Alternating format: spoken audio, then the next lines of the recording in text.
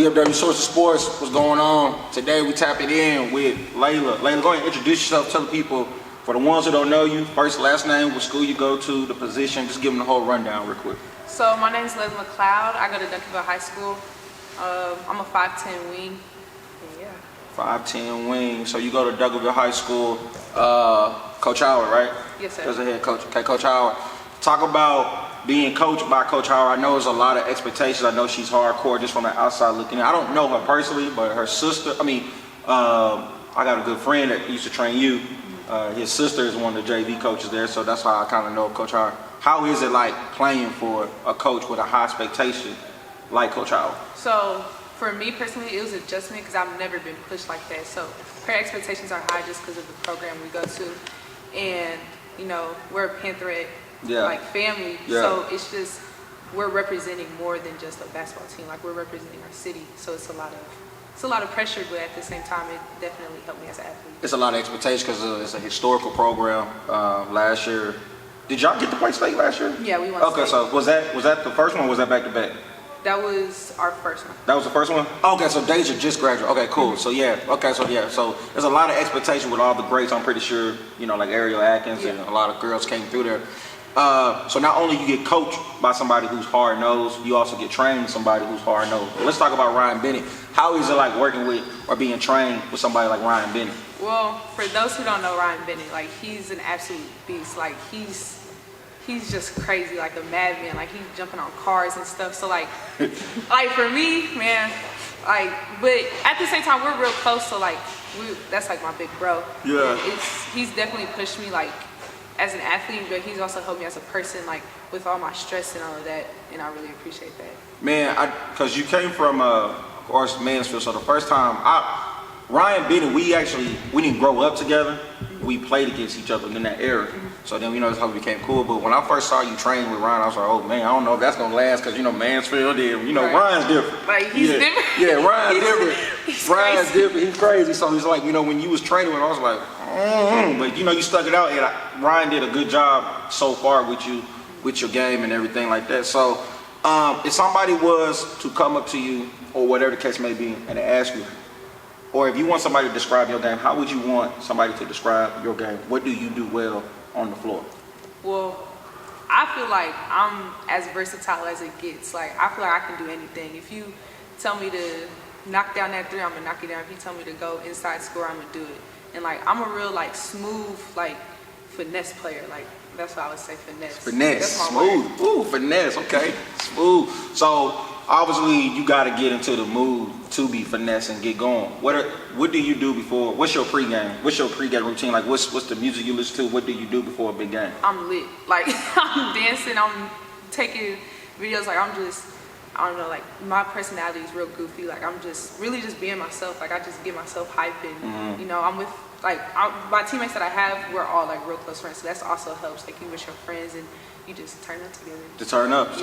So you know, we're gonna talk about like a little bit of your respect. I feel like, you know, you one of the top 22s in my opinion around here. Do you feel like you get a lot? Do you feel like you get the respect that you deserve, or you feel like you don't get the respect that you deserve? I feel like I'm a little slept on, but at the same time, like where I'm at, I'm happy with it. But I feel like there's a lot more I could go. Like there's a lot more I got to get.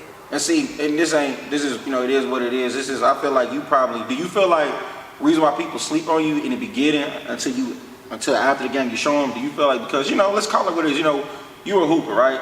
So you come, you know, you carry yourself well. You got your hair done, got your nails done, whatever. They probably look at you, oh, this is another little pretty girl that's trying to play basketball. Yeah, but when you get on the floor, you give them the business. Sure. You know what I'm saying? And I think that's probably got a lot to do with it, you know. And so that's what's up. That's what's up. So, hey, so not only you a top recruit, let's talk about the books. I heard you were pretty smart, top academic student too, right? Yes, sir. Hey, what's your ranking in the school?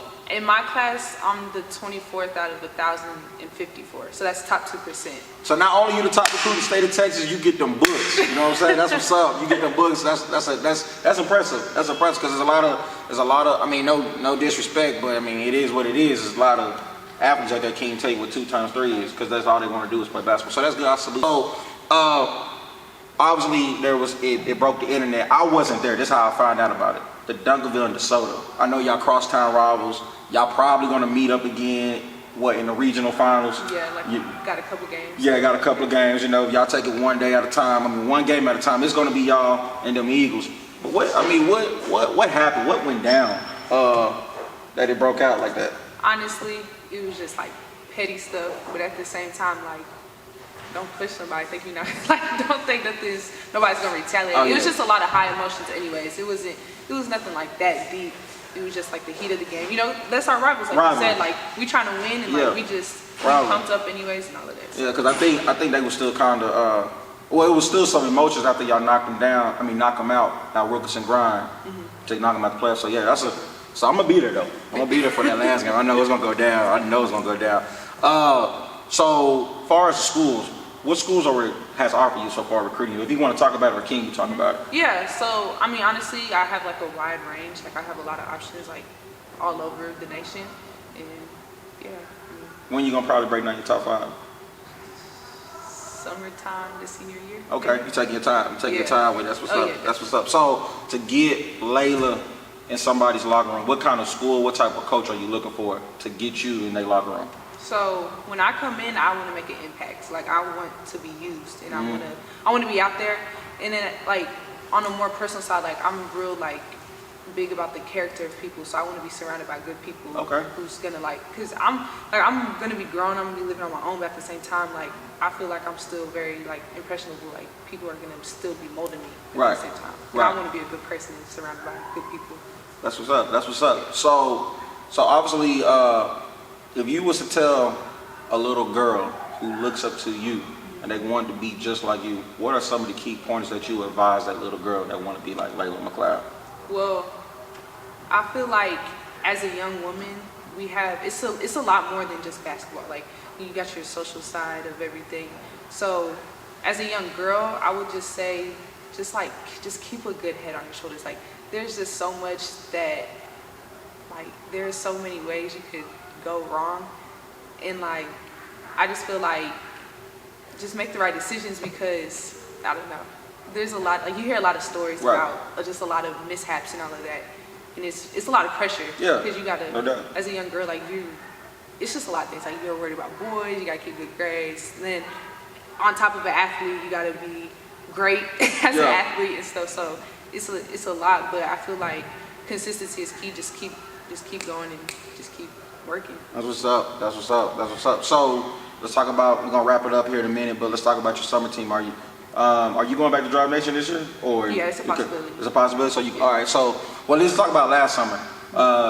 How has Drive Nation helped your recruitment or your exposure? Yeah. So last year I was with Coach Edwina Brown. Okay. She's amazing.